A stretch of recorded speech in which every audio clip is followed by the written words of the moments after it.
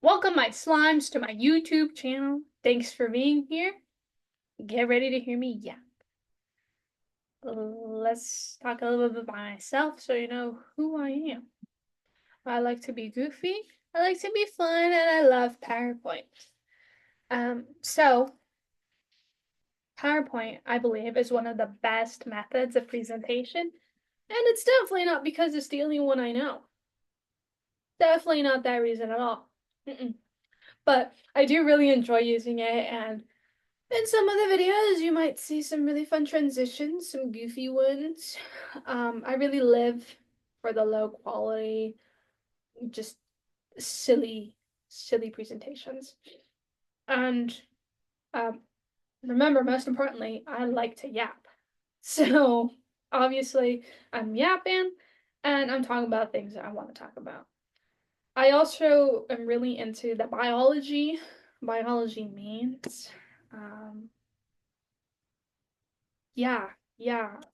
I'm a big biology lover. I just want to yap. Here's the possible topics of discussion, guys. I love many deep dives and I love being obsessed. So literally anything that falls within that, I could probably talk about, and I probably will.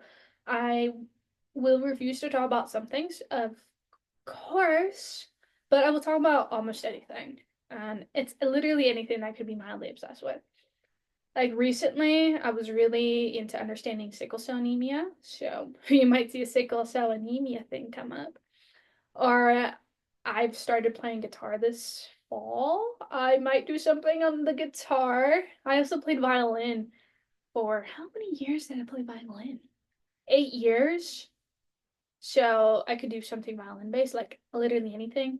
I could talk about cats. I really like cats and dogs or frogs. I have a frog, so I could talk about frogs, especially white tree frogs. Literally almost anything I could talk about. I could talk about the fall of the Roman Empire. Anyway,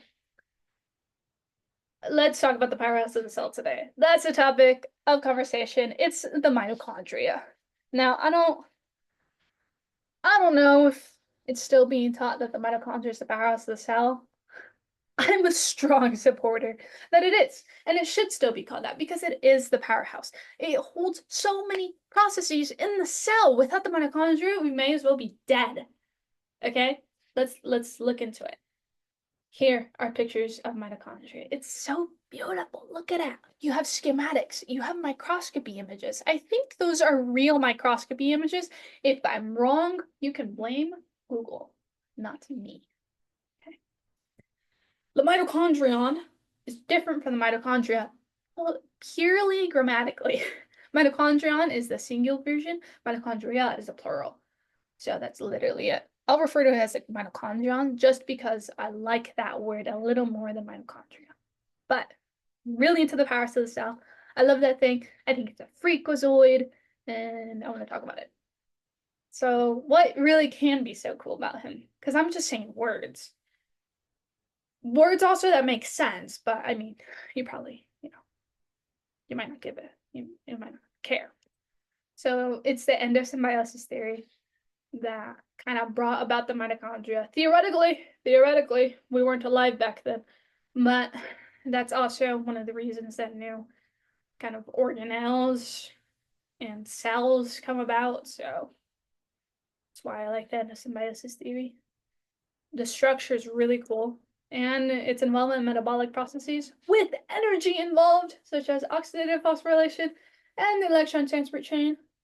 Very fun little guys. I love them. So let's talk about the endosymbiosis theory. Its theory states that some of the organelles in today's eukaryotic cells were once prokaryotic microbes. If you don't know what any of those words mean, let's look back and let's look at it. Tree of life, so this is basically anything that exists and is alive, is characterized as bacteria, archaea, and eukaryotes. So prokaryotes are archaea and bacteria. I cannot remember the scientific definition that distinguishes them, but I can tell you the difference between eukaryotes and prokaryotes. So we can see eukaryotes as kind of animal cells. even plant cells. They are much more structured and have complex organelles. You see, he's like a bundled package, as opposed to prokaryotes, which are like bacteria. They're much more simpler organisms, and we'll go into it right here in this Venn diagram. So eukaryotes have their genetic info stored within the nucleus. So their DNA, their genetic code, all of that good stuff is right here. It's right here in the nucleus for a eukaryote. For a prokaryote, it's just floating around like loose change.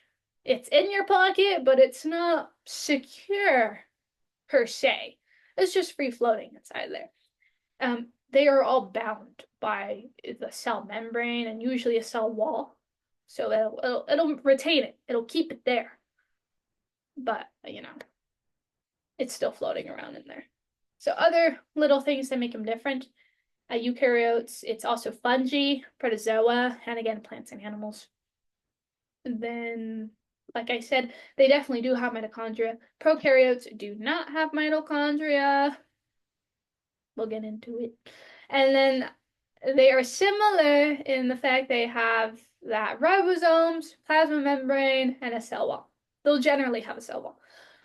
So cytoplasm is also the same as plasma membrane. I just really like the plasma membrane. That's definitely why it's in there. Okay. The endosymbiosis theory is a theory that states some of the organelles in today's eukaryotic cells were once prokaryotic microbes, right? So this says mitochondria were once independent. It was a prokaryotic microbe in a form because it has its own DNA.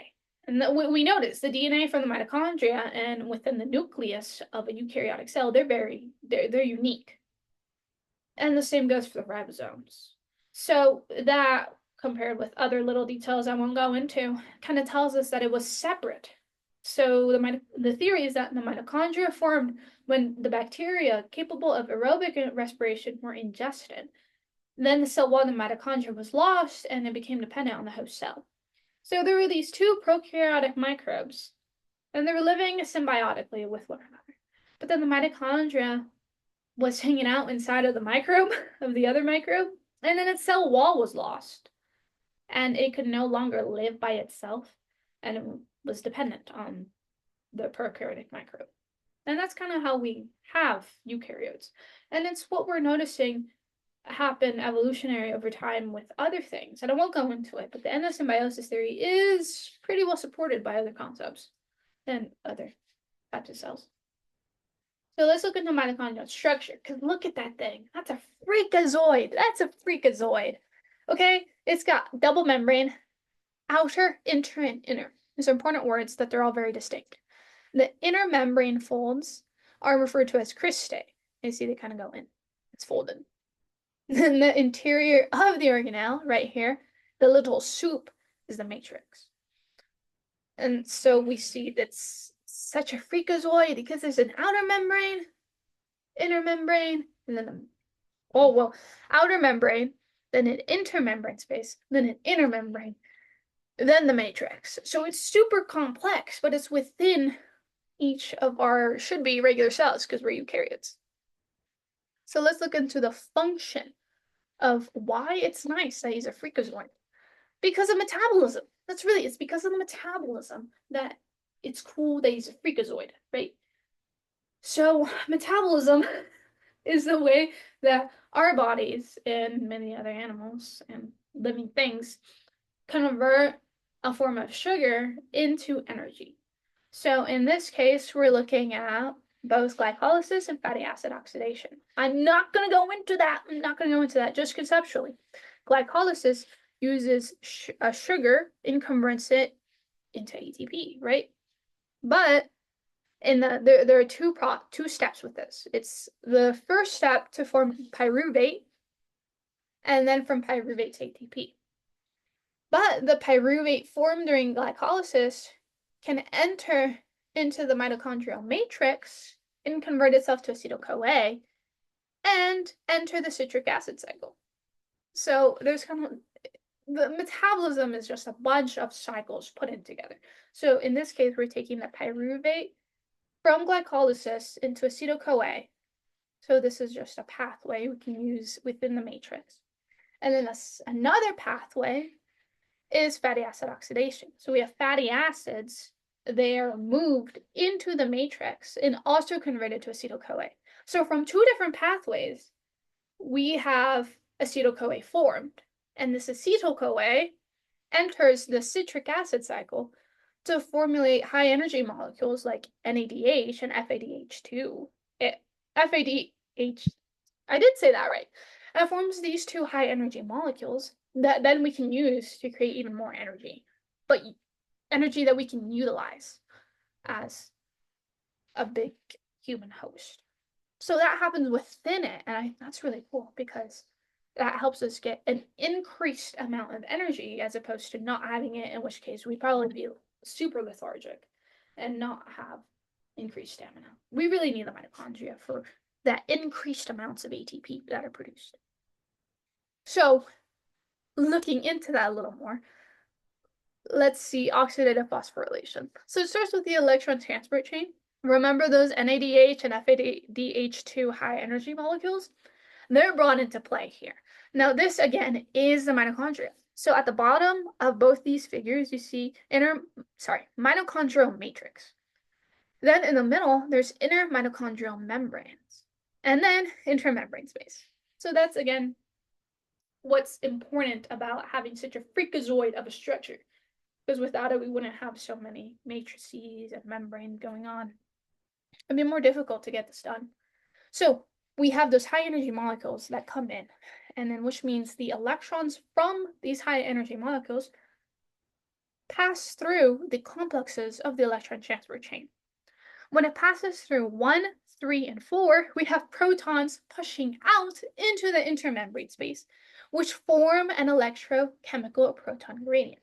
This electroproton gradient, because protons are positive, yes, it says it right here, protons are positive.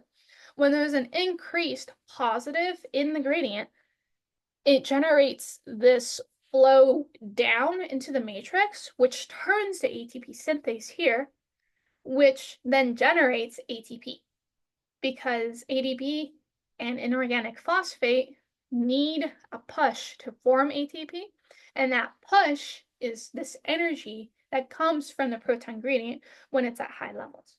So that's how we can formulate ATP based off of the processes that happen within the mitochondria. And this is really nice. It's a really cool process, and this might only be in my little head, but I absolutely love this. It's one of my favorite things in the world. Sometimes I go to bed thinking about it. I'm just like, electron transport chain. I love him. It's great.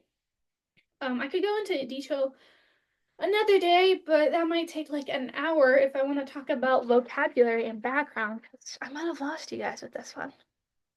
If you didn't pay attention to biology when you were younger, so sorry, you might have to go to Khan Academy. But Khan Academy is good. I recommend it. It helped me out in my youth, in my little childhood. But anyways, very fun things that occur with the mitochondria. In conclusion, we love her. It's the best. I love the mitochondria. I love mitochondria. And thanks for listening, my slimes, to my YouTube video. There'll be another one. There will be more.